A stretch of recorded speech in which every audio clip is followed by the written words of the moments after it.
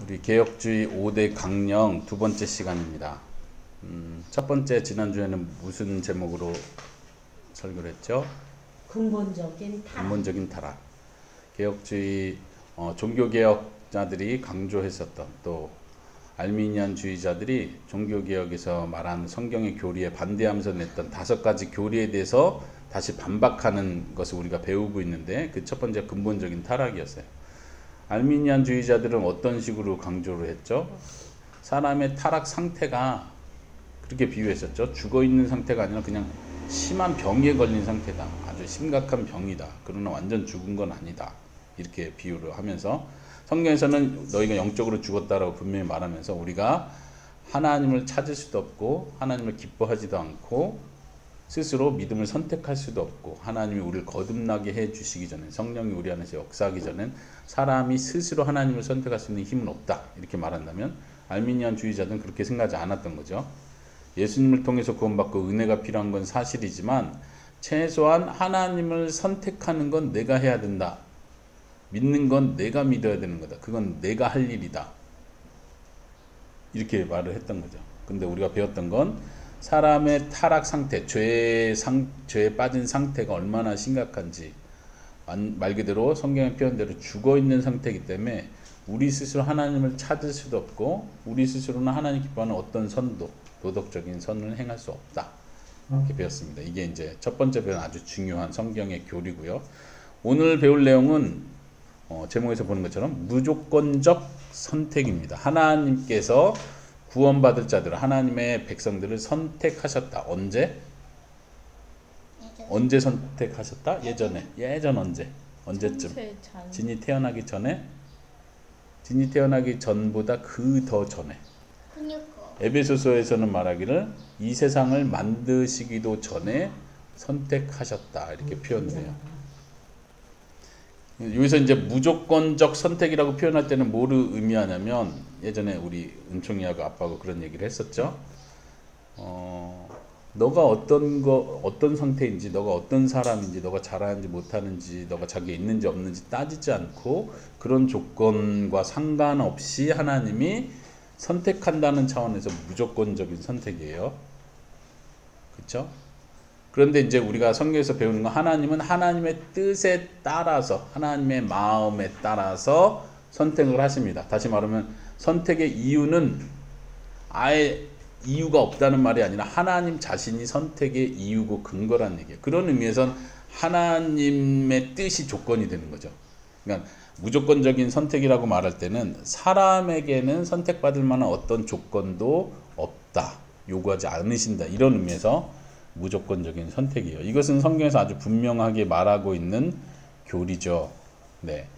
이렇게 이 정도까지 얘기하면 모든 사람들이, 예수님을 믿는다고 말하면 모든 사람들이 여기엔 자연스럽게 동의를 합니다. 하나님 우리 사랑하셔서 우리 선택하시고, 이런 말은 다 듣기 좋은 말이니까. 근데 여기서 중요한 이슈로 다루는 것은 알미니안주의자들의 주장이에요. 알미니안주의자들의 주장은 하나님이 선택하시는 건 맞는데 무조건적인 선택은 아니다. 최소한 우리에게 뭔가 선택받을 만한 조건이 최소한으로는 있었다. 그게 뭘까요? 우리가 선택받을 만한 그쵸, 믿음. 아까 첫 번째에서도 얘기한 것처럼 사람이 완전히 죽은 상태는 아니니까 우리가 믿는 건 우리의 역할이다. 그리고 하나님은 최소한 모든 사람이 죄인이고 지옥 가야 되는 게 마땅한데 예수님을 통해서 구원의 방법을 주시고, 그들의 표현으로 말하자면 가능성을 주시고, 구원받을 수 있는 가능성을 주셨어. 다른 표현으로 구원의 길을 활짝 열어놓으셔서 모든 사람들에게 똑같이. 그리고 하나님이 누굴 선택하냐면 그 구원의 길로 걸어오는 그 사람을 선택한다는 거예요. 선택이긴 선택인데 말하자면 조건적 선택이 되는 거죠. 그래서 지금 우리가 배우는 개혁주의 5대 강령에서는 그것과 반대되게 무조건적인 선택이라는 이야기를 우리가 오늘 배우려고 합니다. 오늘 서론을 얘기하면서 아빠가 중요한 핵심을 다 설명을 한 거예요. 알미니안주의의 주장과 우리가 성경적으로 이해하는 선택의 의미를 아빠가 이미 설명을 했습니다. 큰 맥락에서 이해가 되시겠죠? 알미니안주의자들은 이 성경이 말하는 조건 없는 무조건적인 선택에 대해서 받아들이기가 힘들어요. 그럼에도 불구하고 구약에서부터 신약에 이르기까지 그 지금 적어놓은 몇 개의 성경 구절을 통해서 볼 수 있듯이 성경은 분명하게 하나님이 선택하셨다는 걸 강조합니다. 우리 하나씩 같이 읽어보도록 할 거예요. 자, 먼저 신명기 7장 7절에서 8절 한 목소리로 읽겠습니다. 시작. 여호와께서 너희를 기뻐하시고 너희를 택하심은 너희가 다른 민족보다 수요가 많기 때문이 아니니라. 너희는 오히려 모든 민족 중에 가장 적으니라. 여호와께서 다만 너희를 사랑하심으로 말미암아 또는 너희의 조상들에게 하신 맹세를 지키려 하심으로 말미암아 자기의 권능의 손으로 너희를 인도하여 내시되 너희를 구종 되었던 집에서 애굽 왕 바로의 손에서 속량하셨나니. 아멘. 여기서 신명기에서 보여주는 것처럼 하나님께서 이스라엘을 선택하신 이유에 대해서 이야기를 하는 거예요. 거기서 잘 표현하는 것처럼 이스라엘이 뛰어난 민족, 숫자가 많고 혹은 더 훌륭하기 때문에 하나님께서 이스라엘 나라를 선택한 게 아니라 이유가 뭐래요? 다만 하나님께서 사랑하시기 때문에 선택하셨다. 그럼 또 다시 생각해, 왜 사랑했겠습니까? 사랑받을 만한 이유가 있었겠죠. 아브라함이 순종을 잘했고 아브라함의 후손들이 또 하나님께 예배도 잘 드렸고 그러니까 하나님이 선택했겠죠 라고 말할 수 있겠지만 우리가 아침마다 큐티하는 것처럼 하나님께서 아브라함을 선택하신 이유는 아브라함의 훌륭한 믿음이나 그 가문이 훌륭한 가문이었기 때문이 아니라 하나님이 임의로 선택하셨다는 거예요. 이게 순서라고 했었죠. 이해됩니까? 그래서 이스라엘 민족에게도 그 얘기를 똑같이 하시는 거예요. 하나님이 먼저 사랑하셨고 그래서 이스라엘의 조상들, 아브라함을 비롯한 조상들에게 맹세를 하신 그 맹세를 지키시기 위해서 너희를 계속 이끌고 계시다. 하나님이 이유라는 거예요. 선택하신 이유. 자, 두 번째 요한복음 진이야 같이 읽어요. 요한복음 15장 16절 천천히 읽겠습니다. 시작. 너희가 나를 택한 것이 아니요 내가 너희를 택하여 세웠나니 이는 너희로 가서 열매를 맺고 하고 또 너희 열매가 항상 있게 하여 내 이름으로 아버지께 무엇을 구하든지 다 받게 하려 함이라.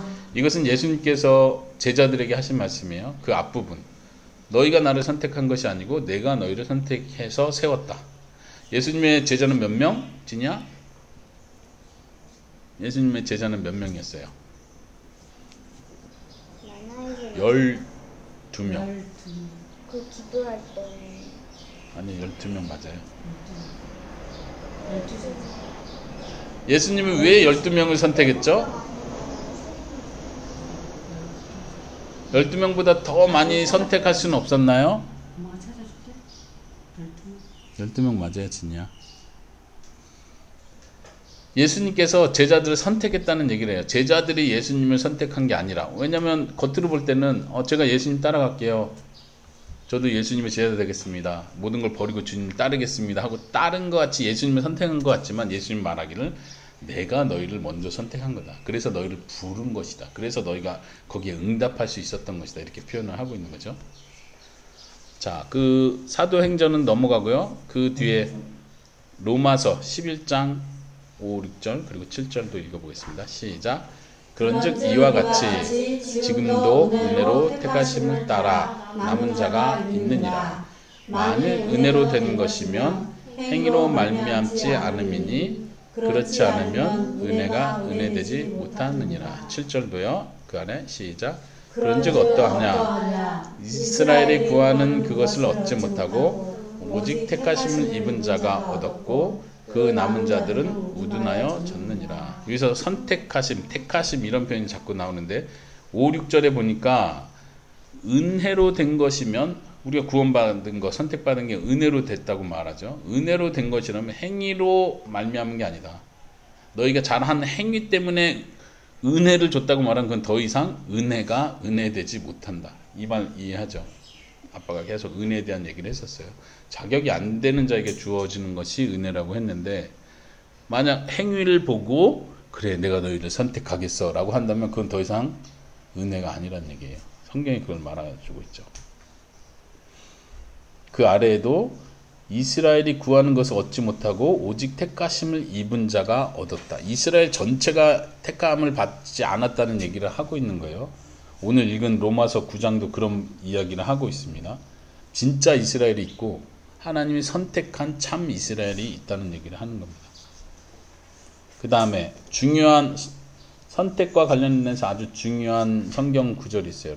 에베소서 1장 4절에서 6절 거기 한번 같이 읽어봅시다. 은총아 거기 말고 같이 읽겠습니다. 시작.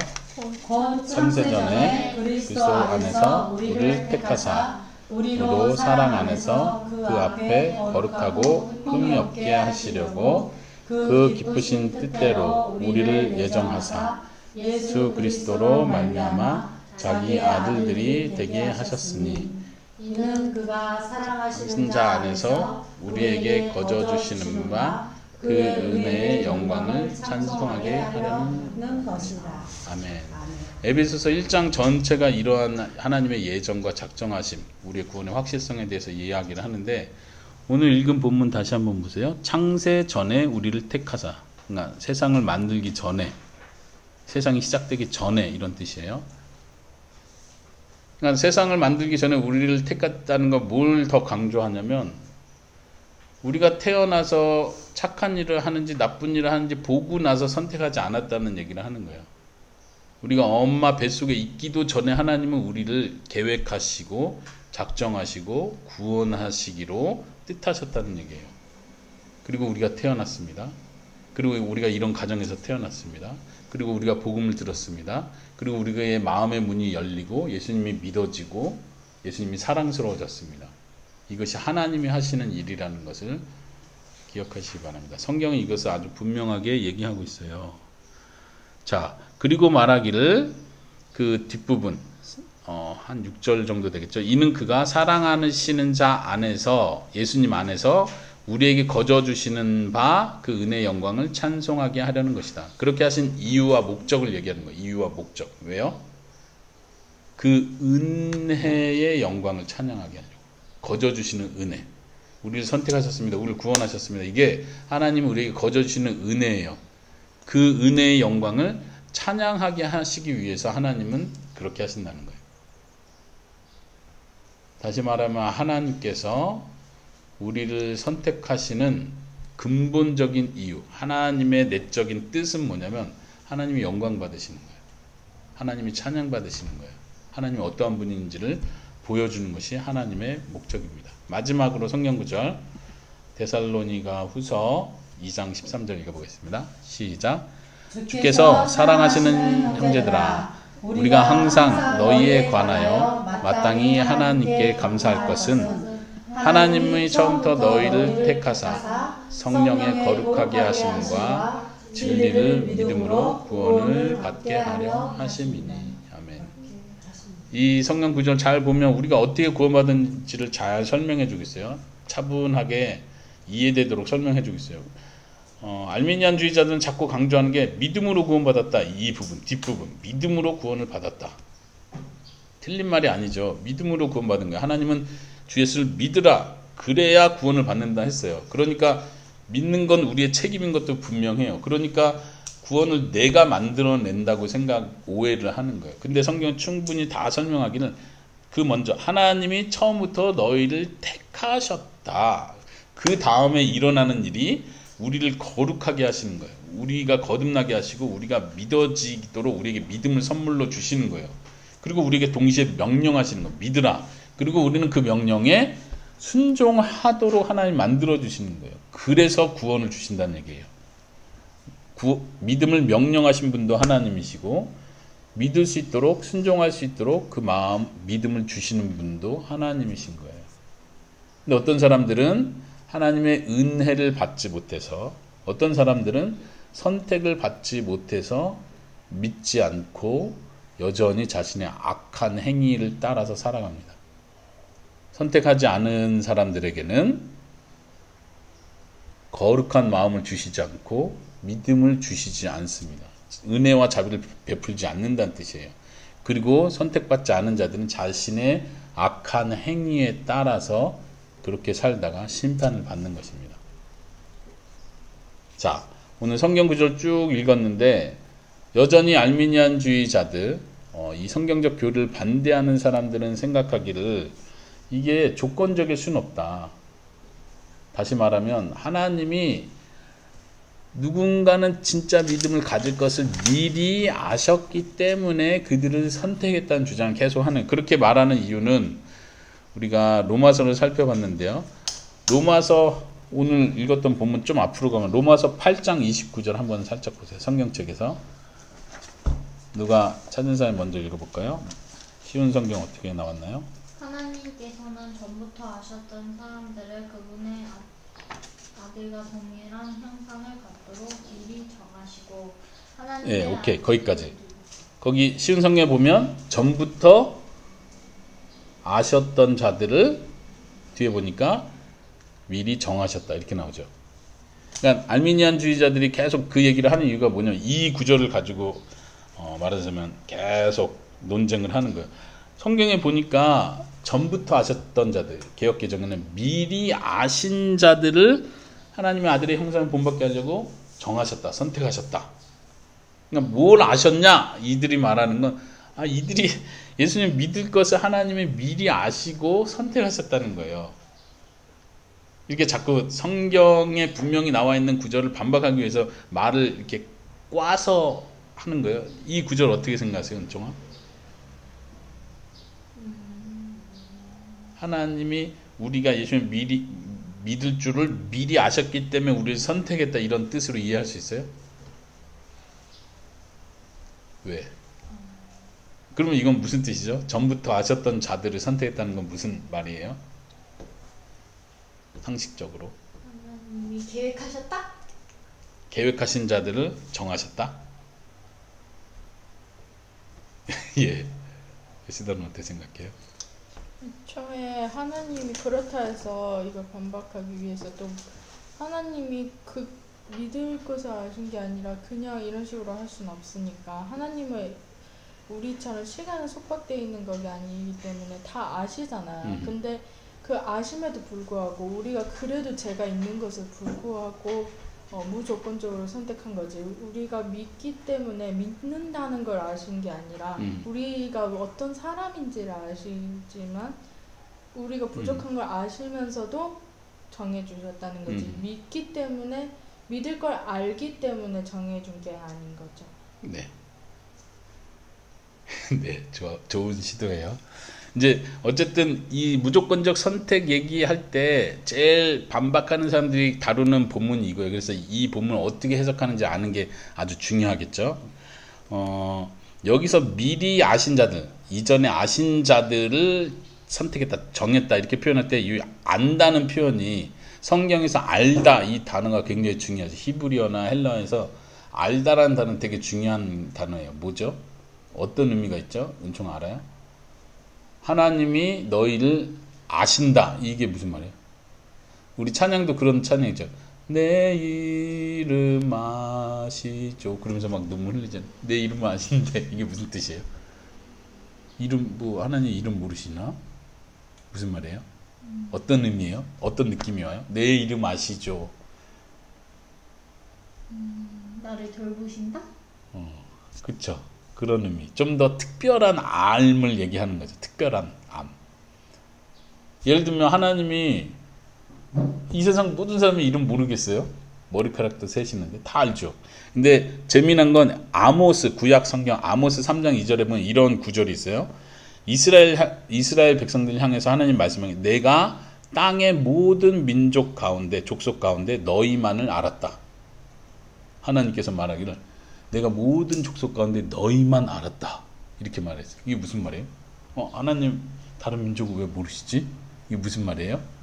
여기서 알다라는 의미는 성경에서 쓰일 때 아주 특별한 의미예요. 여호와를 알라. 너희가 하나님을 아는 지식이 없어서 멸망한다 할 때 그 안다는 건 특별하게 안다는 거예요. 그 말 자체가 사랑한다는 의미를 담고 있어요. 돌보신다는 은총이가 말하는 것처럼 돌보시고 특별히 관심 가지시고 관계를 맺으신다는 의미에서 안다는 의미예요. 그래서 심지어 성경에서는 이 알다라는 단어 자체가 남자와 여자의 성관계를 의미할 때도 표현해요. 마리아가 천사가 나타나서 마리아에게 너가 아기를 뵐 것이다 했더니 마리아가 뭐라고 말해요? 내가 남자를 알지 못하는데 어떻게 아기를 갖습니까? 이렇게 말하잖아요. 거기서 알다란 말이 남자 모른다는 뜻이에요. 남자인데 특별히 아는 거, 어떤 관계 속에서 아는 거를 말하는 거예요. 성경은 항상 그 의미를 가지고 있어요. 여기서도 로마서에서도 그 얘기를 하는 거예요. 하나님이 미리 아신 자들을 선택하시는 거예요. 안다는 건 뭐예요? 아까 신명기에서 우리 구약에서 읽어본 것처럼 하나님이 특별히 너희를 먼저 사랑하셔서 사랑하신 자들을 선택했다는 얘기예요. 그럼 왜 사랑하신 거예요? 믿으니까? 그게 아니라 하나님의 뜻에 따라, 하나님의 내적인 뜻에 따라 하나님이 미리 하셨다. 사랑하셨다. 그들을 선택하셨다는 의미예요. 이 구절만 확실히 여러분들이 헷갈리지 않고 해석할 수 있으면 다른 문제들은 성경 그대로 우리가 믿을 수 있습니다. 그런데도 불구하고 사람들은 계속해서 이 교리를, 무조건적인 선택 교리를 거부하려고 해요. 왜 그럴까요? 자기가 너무 초라해 보여서? 초라해 보이고, 그러면 결국은 선택받지 못한 사람들은 그럼 뭐냐? 혹은 내가 선택 못 받았으면 그럼 난 어떻게 하냐? 이런 두려움. 그 마음이 다시 하나님께 향해서 그럼 하나님이 잘못됐다. 하나님이 공평하지 않다. 이렇게 자꾸 생각을 하는 거죠. 그래서 우리가 무조건적인 선택 이야기를 할 때 같이 배워야 되는 게 있어요. 오늘 선택 교리를 배우지만 하나 중요한 단어를 배워야 되는데 적어보세요. 유기. 유기라는 단어는 우리 은총이가 잘 알 것 같아요. 유기가 무슨 뜻이죠? 버려졌다. 어떻게 알았어요? 유기견. 예, 맞아요. 유기라는 말은 버려졌다는 거야. 내버려뒀다. 애완견을 잘 돌봐야 되는데, 반려견을 잘 돌봐야 되는데, 이걸 버려놔. 길거리에다 딱 던져놓든가, 집에 못 들어오게 한다든가. 그러면 유기견이라고 표현하죠. 버려진 거예요. 하나님께서 어떤 사람은 선택하시고, 어떤 사람은 유기하신다고 성경은 표현해요. 어떤 사람들은 하나님을 변호하기 위해서 하나님은 사랑의 하나님이고 하나님은 절대 악을 행하시는 분이 아니기 때문에 선택하는 건 은혜를 베푸는 거니까 좋은 일이니까 자비를 베푸는 거니까 하나님은 선택하신다. 그리고 어떤 사람은 말하기에 그러나 하나님은 버리지는 않으신다. 이렇게 변호를 하려고 그래요.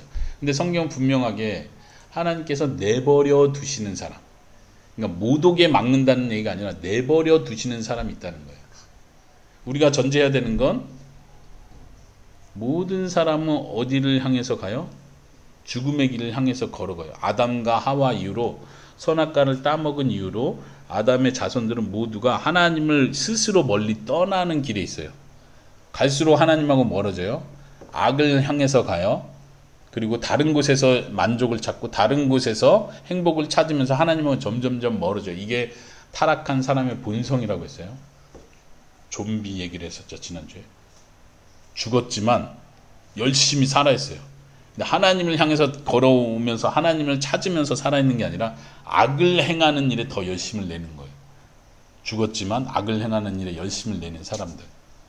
그래서 하나님은 어떤 사람에겐 돌아올 수 있도록 선택하시는 거예요. 표현을 잘 보세요. 돌아올 수 있도록 선택하시는 거예요. 어떤 사람들은 그냥 놔두시는 거예요. 놔두니까 어디로 가요? 놔두니까 이 사람들이 하나님께 나도 오고 싶은데 오는 게 아니라 놔두면 놔둘수록 자기가 하고 싶은 일을 하는 거예요. 악한 일을 하는 거예요. 죄의 본성을 따라, 육신을 따라, 세상 풍조를 따라 열심히 따라다니는 거예요. 그걸 놔두신다고 표현해요. 그래서 성경은 선택과 유기 교리를 두 가지를 같이 이야기합니다.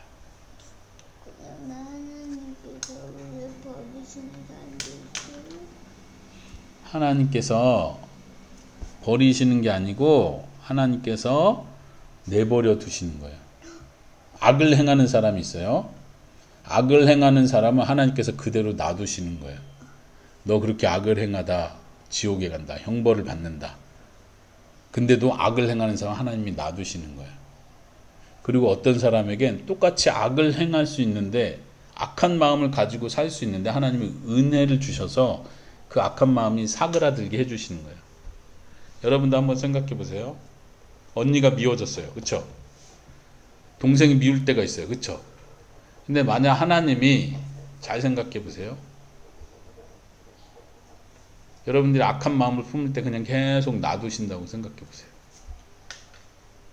동생이 미워지고 언니가 미워지는데 엄마 아빠가 하지마, 너 혼나. 그런데도 더 악한 마음이 생겨요.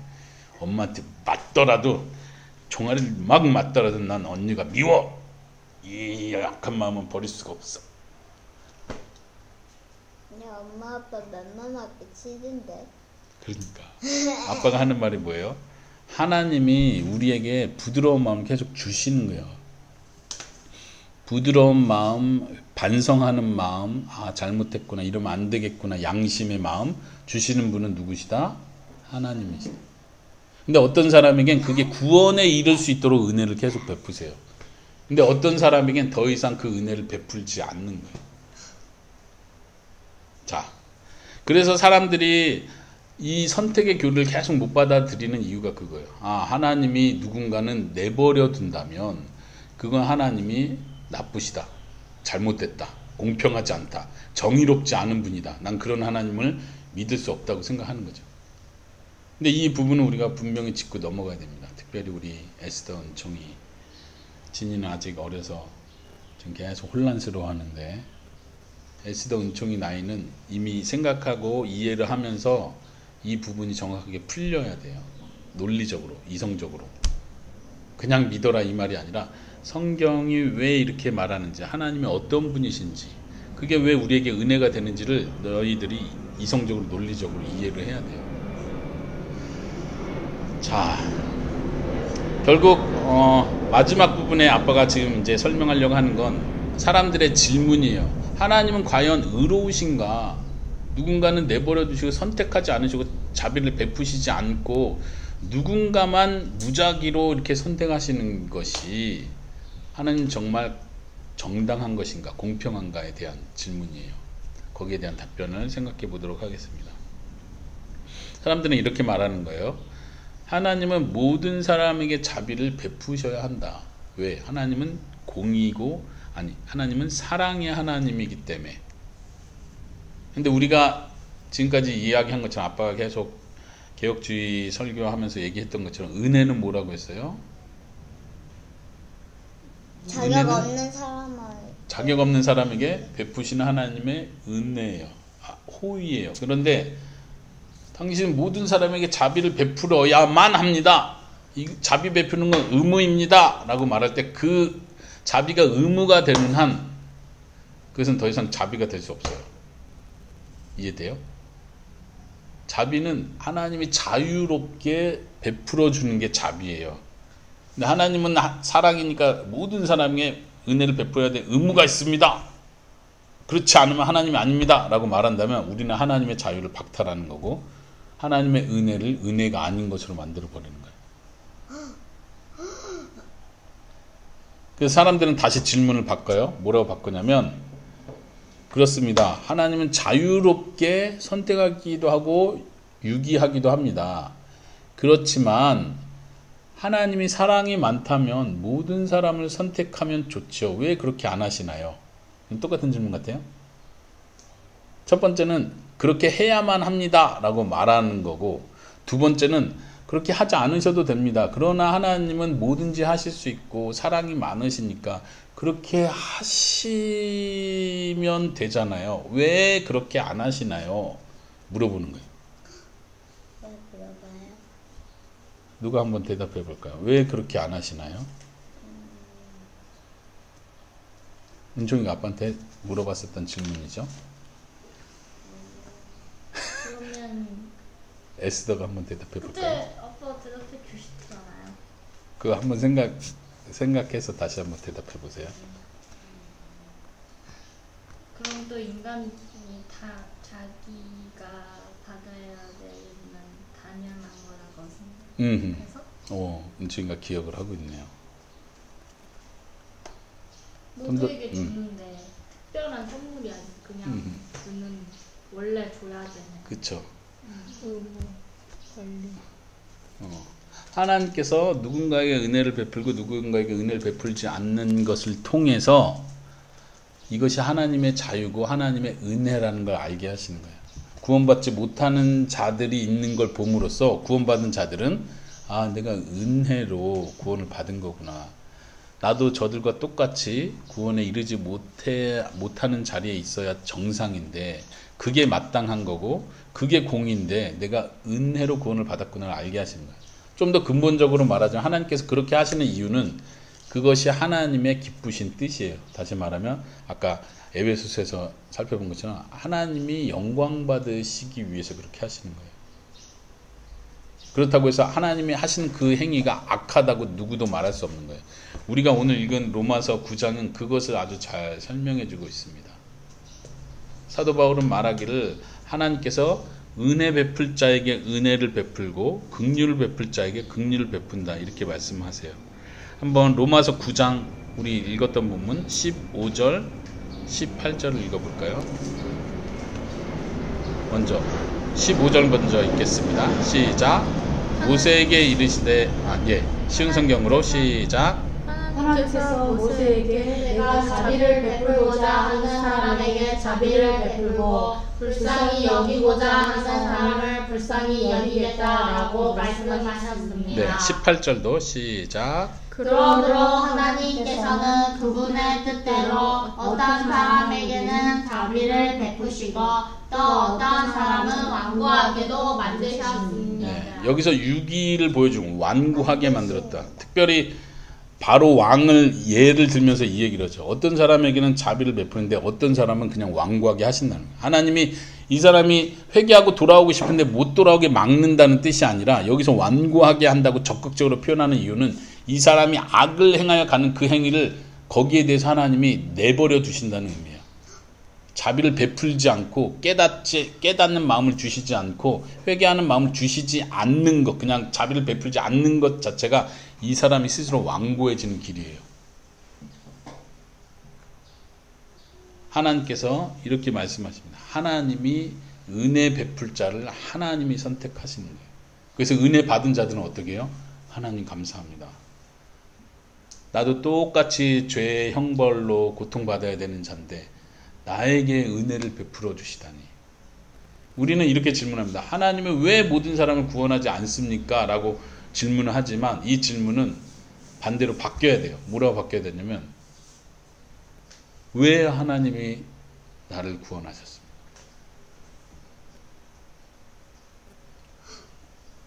왜 모든 사람 구원하지 않습니까? 따지는 게 아니고 도리어 내가 믿어지고 내가 하나님을 바라보게 된 거에 대해서 왜 나를 구원하셨습니까? 왜 나를 사랑하십니까? 나 같은 죄인을 왜 사랑해 주십니까? 우리는 그것을 질문해야 되고 그거에 대한 답이 하나님이 영광 받으시기 위해서라는 걸 알아야 됩니다. 하나님은 심판을 통해서도 영광 받으십니다. 하나님은 공의롭게 판단하시는 일을 통해서 영광을 받으실 것입니다. 내가 생각한 거는 네. 그런 것 같은 것 같아.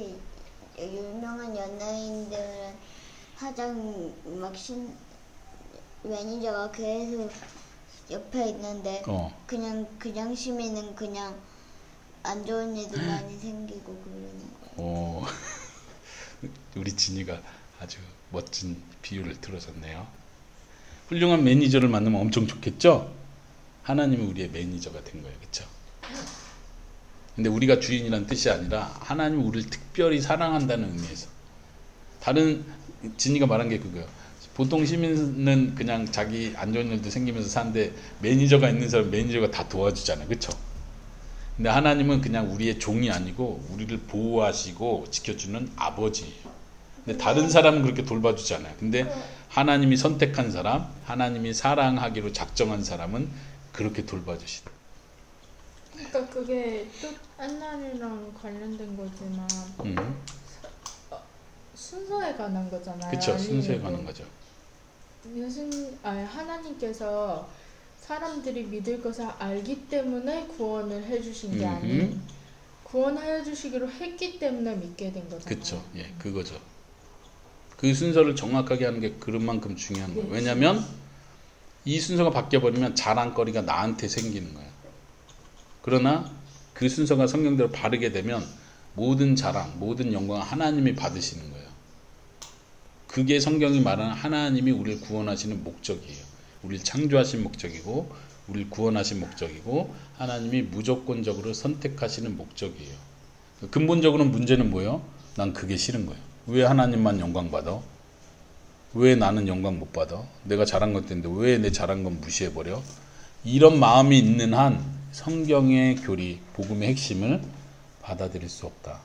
복음은 철저하게 사람을 낮추고 겸손하게 하는 거예요. 특별히 선택의 교리가 그렇습니다. 사람의 본성적으로 하나님과 영광을 동등하게 취하고 싶어해요. 내가 낮아지는 게 싫고 내가 종이 되는 게 싫고.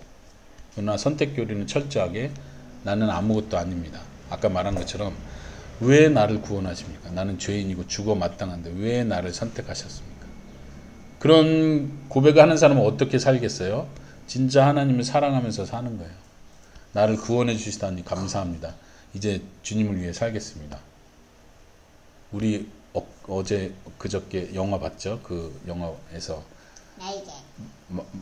마녀라고 해야 되나요? 날개 잃은 마녀가 까마귀를 살려주니까 까마귀가 사람이 돼서 이제 제가 종으로 살겠습니다 하잖아요.